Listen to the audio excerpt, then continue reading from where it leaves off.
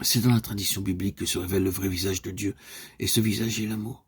On comprend que Jean puisse affirmer Dieu est amour, 1 Jean 4,8. C'est d'ailleurs cette affirmation qui fournit les premiers mots de l'encyclique et la désigne.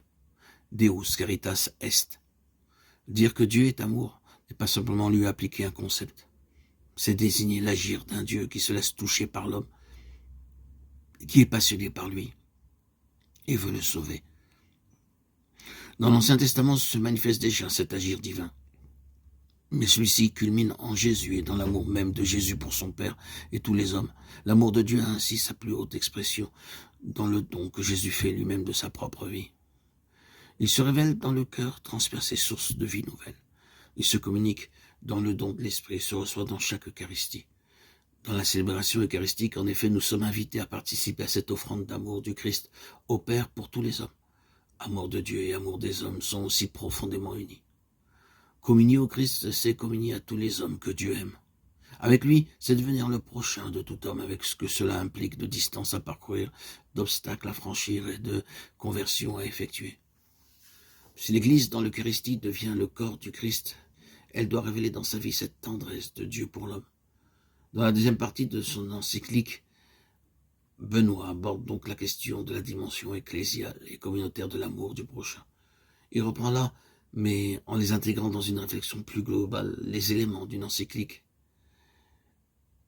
que Jean-Paul avait souhaité préparer sur l'Église et la charité. À la suite de Jésus, l'Église doit vivre sa prédilection pour les malades, les souffrants, les petits, les pécheurs, les exclus, tous ceux qui avaient plus de mal à découvrir que le règne de Dieu s'est approché d'eux, tant le contenu de leur vie quotidienne semblait contredire cette philanthropie divine. L'expression de cette tendresse est ce qu'on appelle la charité. Ce mot est aujourd'hui dévalué dans l'usage courant. Il désigne souvent le geste condescendant de quelqu'un qui octroie un modeste secours à celui qui est dans le besoin. La dimension de charité a été suspectée également en l'oppressant, en l'opposant à la justice. Plutôt que de soigner les conséquences de graves désordres sociaux, ne faut-il pas avant tout attaquer les causes de ces maux?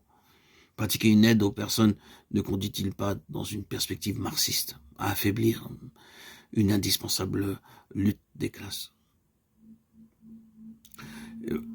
Benoît examine l'une après l'autre ces questions et ces objections. Il montre que si la lutte pour la justice est nécessaire, elle ne rend pas caduque la charité.